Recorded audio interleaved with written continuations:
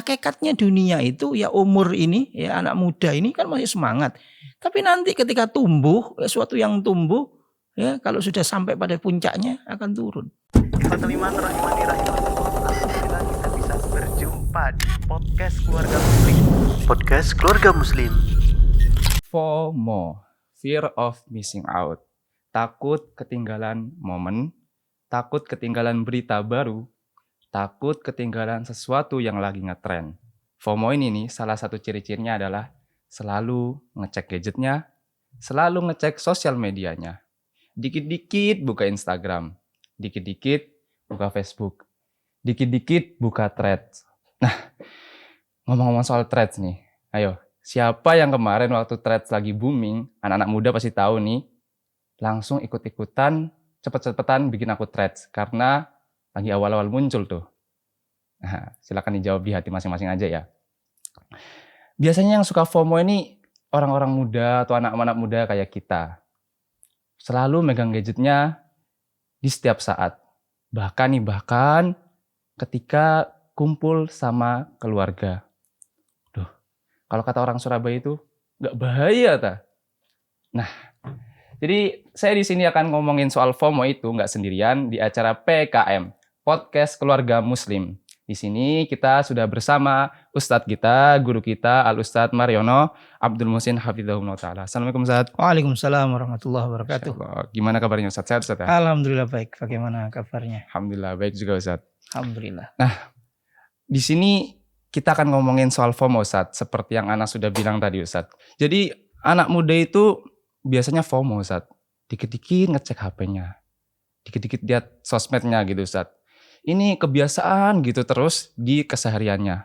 Bahkan Ustadz, yang seperti Ana tadi sudah spill ke teman-teman ketika lagi kumpul keluarga Ustadz. Waduh, niatnya buat quality time, malah di pojokan ngeliatin HP-nya Ustadz.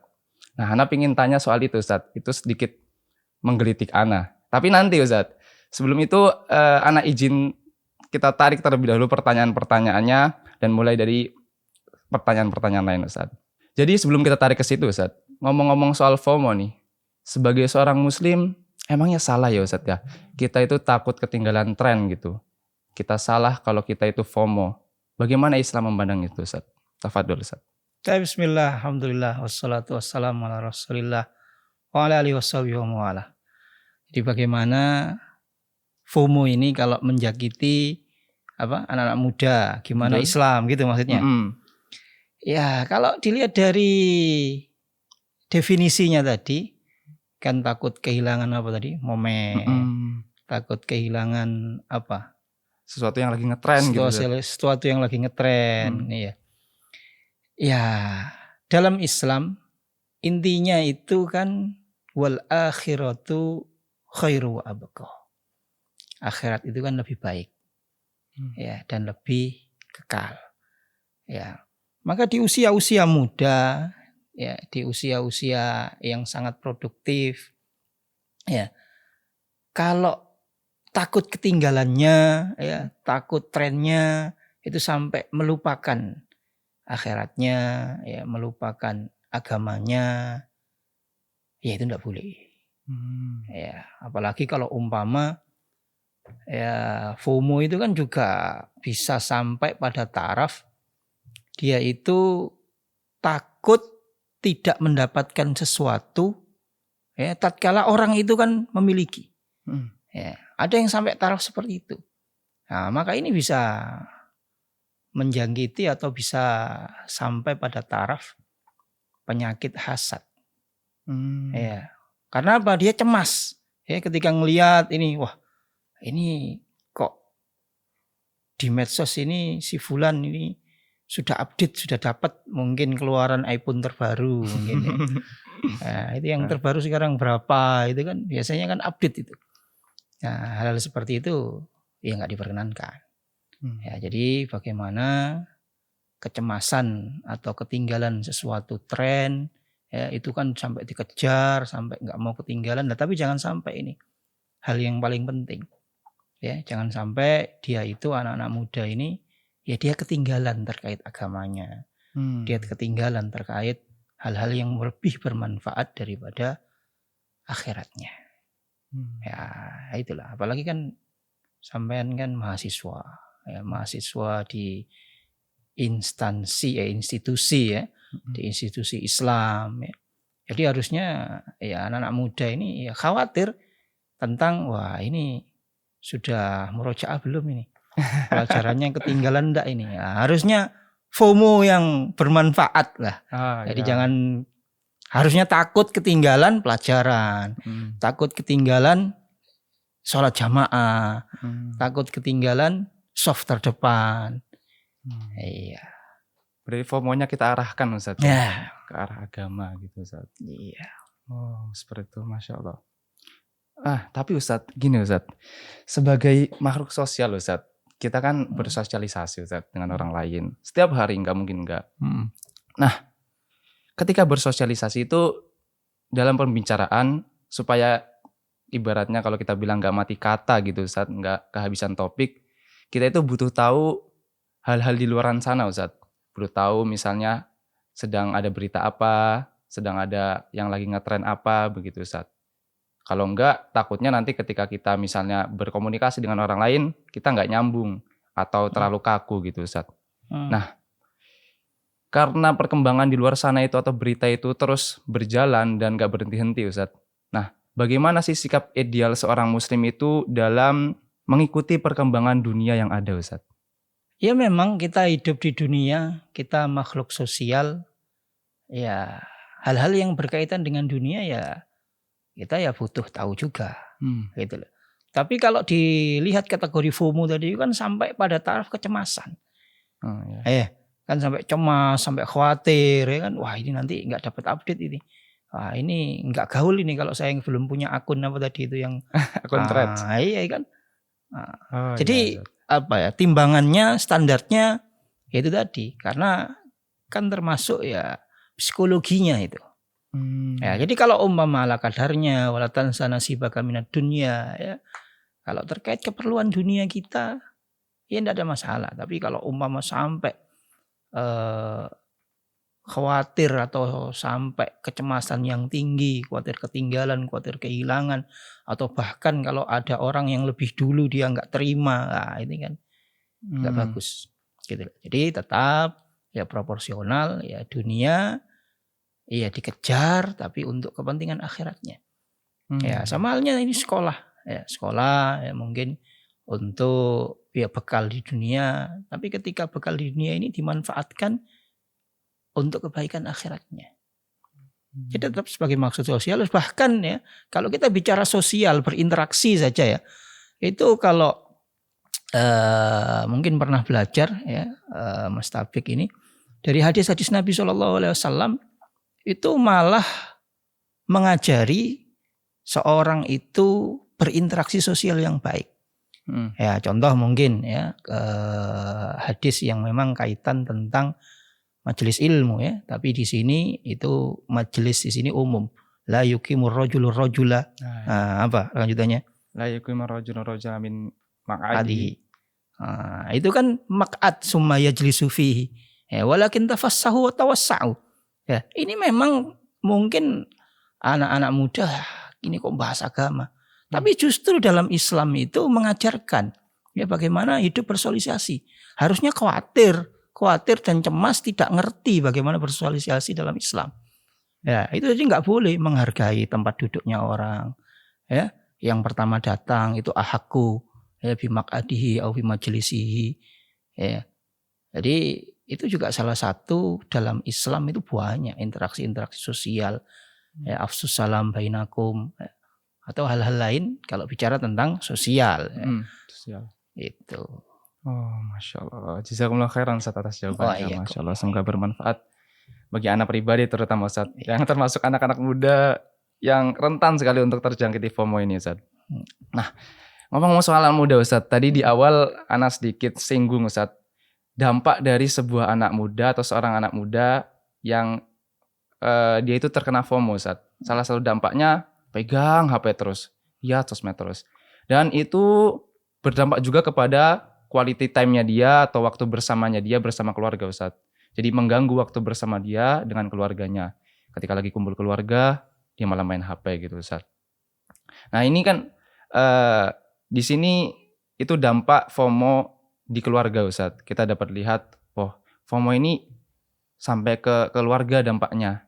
Nah, Ana pingin mungkin tahu Ustadz, kalau dari segi individu Ustadz. Nah, jadi apa sih dampak psikologi bagi seorang anak? Kan tadi di keluarga itu ada anak, ada orang tua, dan lainnya Ustadz. Nah, apa sih dampak psikologi bagi seorang anak yang terutama anak-anak muda ini seperti saya dan teman-teman saya ini Ustadz, apabila terjangkiti FOMO. Jadi FOMO ini apa sih dampak psikologis bagi anak gitu Ustadz? Ya kalau yang disampaikan tadi itu sudah akan mencerminkan dampak psikologinya. Ya kan takut itu. Ya maka akan menjadikan kecemasan. Ya kan? Cemas, stres ya. Akhirnya ya seolah-olah dia itu ya tadi kan diibaratkan ya kumpul dengan keluarga mojok sendiri. Ya, maka dia akan menyendiri di lingkungan yang nyata. Oh ya. Ya. Hal-hal kayak gini ya FOMO itu biasanya lebih lebih diperberat itu dengan ketika dia itu terlalu banyak aktif di dunia maya. Dunia maya Ustadz. Iya. Ya, tadi kan diceritakan di awal itu diumpamakan ya bentar-bentar HP, benar-benar takut kalau enggak update. Wah ini saya enggak apa, istilahnya kalau enggak update apa? Kudet dibilang. Iya. Nah, kan tadi kan sehingga menjadikan dia cemas, menjadikan dia stres, menjadikan dia khawatir, ya ketakutan dengan dirinya sendiri. Ya. Nah, itu dampak psikologi seperti itu bahkan ya bisa jadi kalau umpama dia sampai cemas kalau enggak mendapatkan sesuatu, ya dia menjadi iri. Wah, itu si teman saya kok bisa banyak followernya kayak saya kok enggak ya kan ya, atau mungkin wah ini lagi mungkin dunia lagi promo ya kan ini kalau enggak ditungguin wah mungkin dia promonya hilang wah itu kenapa kok si fulan dapat saya kok enggak dapat wah ini malah jadikan hasad jadikan iri ya dampak psikologinya ya sangat besar sekali ya, hal lain juga dia seolah-olah itu hidup di dunia nyata tapi enggak nyata kehidupan dunia nyatanya ini. Karena itu tadi bersosialisasi sama keluarga, sama teman, tapi dia hanya pegang bingung dengan HP-nya. Ya kan? Nah, ini dampak psikologi yang sangat buruk bagi kehidupan nyata dia. Sangat negatif Ustaz ya dampaknya. Iya. Alhamdulillah min dzalik. Tadi kan kita ngomongin soal psikologi anak nih Ustaz, dampaknya bagi seorang anak ini. Nah, kembali lagi ke ranah keluarga Ustaz. Di keluarga itu ada anak dan ada orang tua. Nah, orang tua itu bertanggung jawab atas anaknya Ustadz.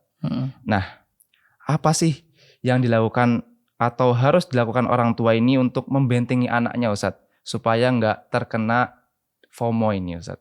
Sebagai seorang orang tua. Ya, yang pertama ya orang tua itu harus tahu bahwasanya sekarang ini anak-anaknya atau dirinya itu berada di zaman ya atau di dunia atau di era yang digitalisasi ya. Sehingga orang tua harus paham ya tentang dunia itu. Karena nanti jangan sampai biasanya itu ya hal-hal yang kaitan seperti ini yang banyak terdampak oleh dunia maya atau digitalisasi ini ya perkembangan digital ini itu yang pertama orang tuanya kudet atau orang tuanya masih kalah sama anaknya.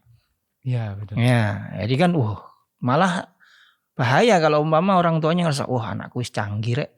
Anakku wis gaul karena mungkin kalau dia malah merasa bangga, nah itu hal tanda-tanda gitu ya. Hal ya terburuk bagi pendidikan anaknya nanti. Nah, tapi kalau orang tua ini paham ya dampak buruk, dampak negatif, ya bagaimana menjadikan positif sebuah media atau digitalisasi ini ya atau dunia maya atau media sosial ini ya, maka itu orang tua bisa mengarahkan. Nah, cara mengarahkannya gimana? Ya, setelah sadar diri orang tua ya arahkan, ajarkan mereka, dewasakan mereka. Ya, jadi anak-anak itu harus didewasakan, harus ada yang namanya juga pendidikan media. Pendidikan media. Ya, itu istilahnya lah. Pendidikan media dalam arti apa? Didewasakan, dijelaskan. Ya, diajarkan bahwa apa yang muncul di media sosial ya, mungkin tadi update, wah si fulan sudah update nih, banyak followernya, saya kok belum. Bisa jadi itu hanya sekedar framing aja. Karena kan pernah nggak Mas Tapik mungkin suatu hal framing yang negatif atau buruk ditampilin di sosial medianya? Maksudnya bagaimana ini Ustaz misalnya? Ustaz? Ya contoh lah, biasanya kan orang itu, wah saya lagi di sini nih, lagi di lagi di tempat yang baru, yang mungkin lagi ngetren anak muda, tempatnya mungkin apa. Nah itu kan dia pengen menunjukkan hal yang bagus kan. Oh, yang hal yang bagus. bagus kan, namanya istilah mungkin di framing ya. Nah jadi dewasakan kepada mereka, kepada anak-anak itu, yang ada di media itu belum tentu selaras dengan kehidupan sehari-harinya. Iya. Gitu loh. Nah, mungkin wah ini pamer mungkin. Wah, saya sudah dapat promo, ya, bisa beli ini. Ya kita nggak tahu dia belinya itu dapat dari mana. Nah, kan nggak tahu kesehariannya gimana susahnya. Nah, itu dalam artian intinya adalah bagaimana orang tua itu mendewasakan, memberikan pendidikan media bahwasanya ya apa yang ada itu ya tidak mungkin selaras dengan kesehariannya. Ya, terus kedua ya bagaimana cara memanfaatkan media. Ya, bagaimana memanage waktu. Ya, jadi anak itu dikasih tahu bahwasanya kehidupan itu bukan di media sosial, kehidupan itu bukan di dunia maya. Ya, tapi kehidupan yang sesungguhnya ya di dunia nyata. Dunia nyata Ustaz. Nah, iya, sehingga poin berikutnya adalah menjadikan kecemasan ya atau takut ketinggalan itu pada hal-hal yang positif. Ya pada mungkin belajarnya, mungkin pada agamanya, ya Islamnya. Wah, ini sudah hafal belum nih umur sekian, juz 30 ya mungkin.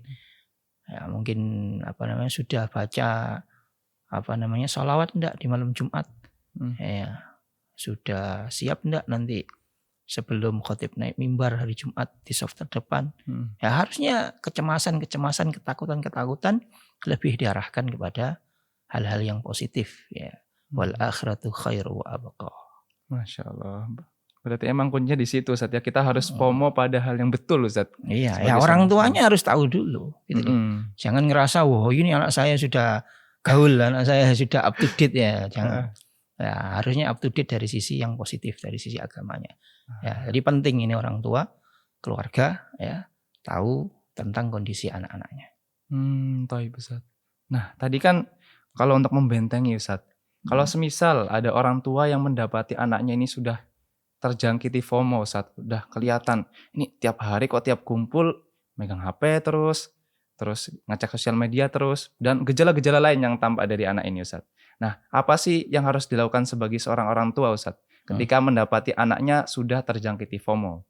Ya, pertama ya orang tua harus tahu ya bahwasanya anaknya ini ya mungkin terjangkiti FOMO gitu. Karena kalau nggak tahu kan ya susah gitu loh. Iya betul. Jadi hal yang terpenting apalagi ini kalau dilihat dari sisi psikologi ya itu kan kadang-kadang ada orang yang dia itu karena kalau penyakit psikologi itu kan ciri-cirinya itu nggak kayak sakit yang di luar gitu kan ya. Nah, jadi harus tahu dulu bahwasanya wah ini mulai ada gejala ini ya kan. Nah, maka jangan sampai ya parah gitu loh.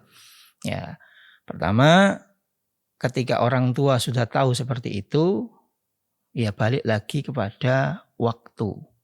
Ya, apa istilahnya itu? Jadi prime time-nya ya itu bukan hanya anak kepada keluarga, tapi keluarga ya, ayah, ibu itu harus punya waktu penuh, perhatian penuh kepada anak-anaknya.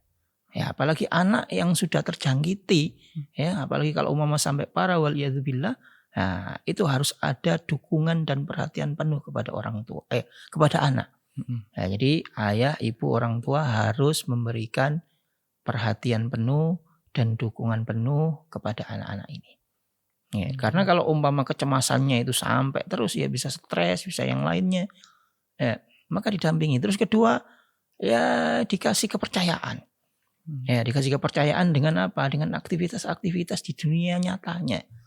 Ya, mungkin hal yang bermanfaat. Ya, kalau umpama dia suka gadget, ya mungkin hal-hal apa yang bisa bermanfaat dari kepintaran atau kreativitas kaitan gadget itu. Itu loh, mungkin membuat mungkin media pembelajaran ya, atau mungkin media untuk sekolahnya dia ya, atau hal-hal yang lebih positif lah. Diarahkan maksudnya. Iya, ya tetap harus diarahkan ya. Jadi kreativitasnya itu ya jangan malah kita termakan dengan media, jangan kita konsumtif kepada media. Tapi bagaimana menjadikan media itu yang kita senangi, mungkin anak muda itu produktif gitu loh. Nah, mungkin itu. Masya Allah. Jazakumullah khairan Ustaz. Masya Allah. Banyak sekali faedah yang Anda dapat dari antum ketika kita ngobrol ini Ustaz. Iya. Dari percakapan kita tadi Ustaz, kelihatan banget kalau FOMO ini memiliki banyak dampak negatif Ustaz. Terutama ke psikologi seorang anak misalnya, seperti anak-anak muda saya dan teman-teman. Nah, ada pertanyaan Ustaz dari saya Ustaz, terutama buat saya dan anak-anak muda lainnya Ustaz. Ada nggak sih kiat-kiat supaya kita itu terhindar dari yang namanya FOMO Ustaz? Ya, yang pertama nggak ada nasihat yang paling indah. Ya, terutama anak muda, ya kita ini muslim ya. Ya kembali kepada agama kita. Ya, kembali kepada agama ini ya, banyak-banyak belajar ya. Banyak-banyak menuntut ilmu ya. Anak muda itu biasanya kan identik dengan semangat. Betul ya. Ustaz. Identik dengan mungkin hal-hal baru gitu ya. Ya, maka jadikan semangat ini atau cari hal-hal baru yang bermanfaat untuk dunia dan akhiratmu. Ya, dalam Islam itu banyak kalau memang kita mau mengkaji. Ya, di Islam itu banyak yang masih jauh ya kita untuk menyelaminya. Ya, jadi nasihatnya ya jadikan waktu Anda itu bermanfaat ya, manajemen waktunya ya. Dunia ini ya untuk kita berkreativitas itu banyak ya, walatan sana sibaka minatunya memang ya tetap gitu loh.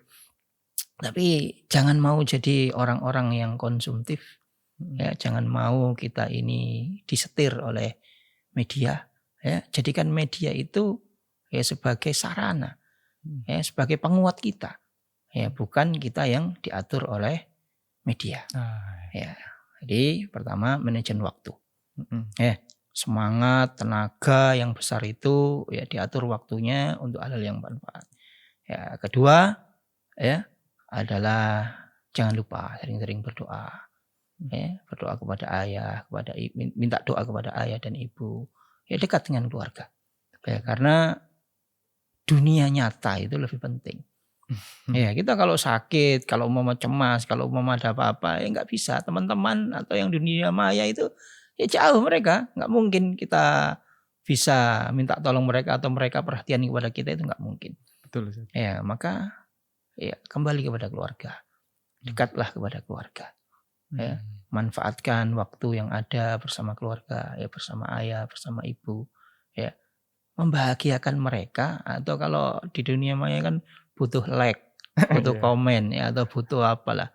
Lah, like, komen orang tua Anda itu akan bisa lebih bermanfaat ya, bagi apa ya, bagi kehidupan dunia dan akhirat Anda gitu loh ya. Dukungan mereka itu ya sangat besar ya. Mungkin anak-anak muda itu berapa persen sih yang dia bisa beli HP dengan uangnya sendiri ya, kan masih butuh kepada orang tua. Bahkan kalau kita lihat dulu ya, semasa kecil ya, kita masih sangat-sangat butuh kepada orang tua. Hal yang penting dan paling penting ya, mungkin sebuah nasihat ya berkaitan dengan al-malu wal banun zinatul hayatid dunya. Ya, harta dan anak itu adalah zina, ya perhiasan. Ya. Atau dalam Quran surat Al-Hadid ya, yang intinya i'lamu annamal hayatud dunya. Ya, ketahuilah ya bahwasanya dunia itu hanya sekedar kesenangan ya, mataul hurur, kesenangan yang ya menipu gitu lah. Ya coba sekarang ketika banyak follower, banyak apa ya, itu nanti kalau memang kita sakit ya perhatian kita itu ketika kita buka. Tapi kalau hal yang nyata itu ya ada pada kehidupan nyata kita. Itu masih di dunia. Dan yang nggak menipu itu nanti adalah di akhirat. Ya. Sedangkan dunia itu laibun walahun. Ya, watafakhur. Ya. Hidup itu atau dunia itu permainan. Ya, senda gurau. Ya, permainan ya, jadi itu tadi hanya permainan semua, menjadikan pemikiran, tenaga kita ya hanya permainan-permainan belaka. Nah, kalau kita paham konsep kehidupan dunia ini dari kacamata agama kita, boleh ya ngejar dunia, tapi yang bermanfaat untuk akhirat. Ya. Jadi dunia itu hanya permainan, sehingga orang yang pemikirannya hanya dunia, ya, akhirnya lupa kepada kehidupan akhiratnya. Tahu-tahu sudah tua, tahu-tahu sudah capek, tahu-tahu sudah sakit. Karena itu tadi hanya permainan, sedakuro. Di ayat surat Al-Hadid itu ya juga semuanya kan juga dijelaskan ya, kaghaitsin a'jabal kufar, ya. Seperti hujan ya yang menyirami tanaman-tanaman itu, ya tanamannya menjadi bagus dipandang, ya nikmat dilihat, ya. Tapi hakikatnya dunia itu ya umur ini ya anak muda ini kan masih semangat. Tapi nanti ketika tumbuh, ya, suatu yang tumbuh ya kalau sudah sampai pada puncaknya akan turun. Ya, tumbuh-tumbuhan yang sudah tersirami air hujan itu bagus, hijau, ya, enak dilihat, ya. Tapi menipu. Dalam artiannya nanti lama-kelamaan akan kuning, mengering, gugur, hancur. Ya, jadi janganlah terlalu cemas mengejar hal-hal dunia yang menipu, yang hanya sekedar permainan belaka. Ya, maka jadikan dunia ini bekal untuk akhirat kita. Jadikan kreativitas Anda anak-anak muda ini untuk kebaikan dunia dan akhiratnya. Ya, mungkin itu yang bisa disampaikan. Jazakumullah khairan Ustaz. Semoga saya dan teman-teman saya yang bisa dibilang masih anak-anak muda ini bisa menjalankan nasihat dari antum Ustaz. Mungkin Ustaz, mumpung kita lagi ngobrolin soal FOMO ini Ustaz, dan lagi fokus di topik ini Ustaz, antum ada pesan lain atau pembahasan lain berkaitan FOMO yang ingin disampaikan Ustaz, yang mungkin Ana bisa mengambil faedah darinya juga? Ya, FOMO ini ya sebenarnya juga fenomena yang nggak hanya menjangkiti anak muda. Oh gitu Ustaz? Nggak juga menjangkiti anak-anak. Ya, yang perlu kita perhatikan juga ya, terkadang orang tua itu juga punya rasa cemas. Orang tua. Ya kan intinya kan cemas ini kan, cemas, takut, ya kan. Intinya kan FOMO kan itu kan. Ya memang mungkin banyak anak-anak muda itu tadi, tapi ya juga terkadang FOMO ini ya cemas, khawatir itu juga pada orang tua yang terlalu berlebihan. Ya, contoh mungkin harapannya terlalu tinggi. Wah, anakku ini, anak saya ini nanti setelah SMA harus masuk di universitas negeri keren, beken, ya. Terus karena kekhawatirannya ya nanti kalau umpama nggak sesuai ekspektasi ya nanti stres, nanti apa, ya atau mungkin memaksakan sesuatu kepada anaknya karena itu tadi khawatir, wah ini tetangga ini anaknya sudah di sekolah favorit ini, wah ini tetangga ini sudah bisa apa mungkin kuliah yang pakai jalur apa itu, jalur prestasi misalnya. Iya ya mungkin itu kadang-kadang orang tua juga harus melihat. Ya, jangan terlalu khawatir, cemas, ya, dengan membandingkan. Jadi yang penting kepada kedua orang tua, ya, itu bagaimana dekat, ya, memberikan quality time kepada anaknya, memberikan perhatian kepada mereka, ya, ajarkan mereka, kenalkan mereka benar-benar terhadap Islam. Proses ini aja yang penting, ya, dan berdoa kepada Allah. Mohon kepada Allah agar anak-anaknya dijaga terutama di ya era-era seperti ini, di masa-masa di zaman-zaman seperti ini. Ya, jadi jangan terlalu menggantungkan atau memberikan standar yang tinggi kepada anaknya. Bahkan terkadang itu akan menjadikan anak juga stres, anak juga kurang bertumbuh, kurang kembang karena terlalu banyak tekanan, ya. Karena terlalu target yang tinggi kepada anaknya. Ya, atau mungkin ada suatu hal yang baik ya. Mungkin suatu hal yang baik, wah anak saya harus 30 juz. Ya. Mungkin tablik kalau sudah selesai dari ma'had harus 30 juz katakanlah. Ya itu ya terlalu memaksakan tanpa tanpa ada pembarengan ya, kepada anak, akhirnya anak merasa terkekang dan yang lainnya. Ya, yang penting proses saja, bagaimana ia mendidik, ya, bagaimana ia berdoa mohon kepada Allah, ya, bagaimana ilmunya yang dipelajari oleh anaknya itu bermanfaat, diamalkan, ya, sehingga menjadi anak-anak yang soleh. Jadi ya mungkin terakhir ya, atau nggak boleh ada kalimat terakhir mungkin. Ya, adalah ya pahamilah hakikat kecemasan yang berlebihan itu seperti apa.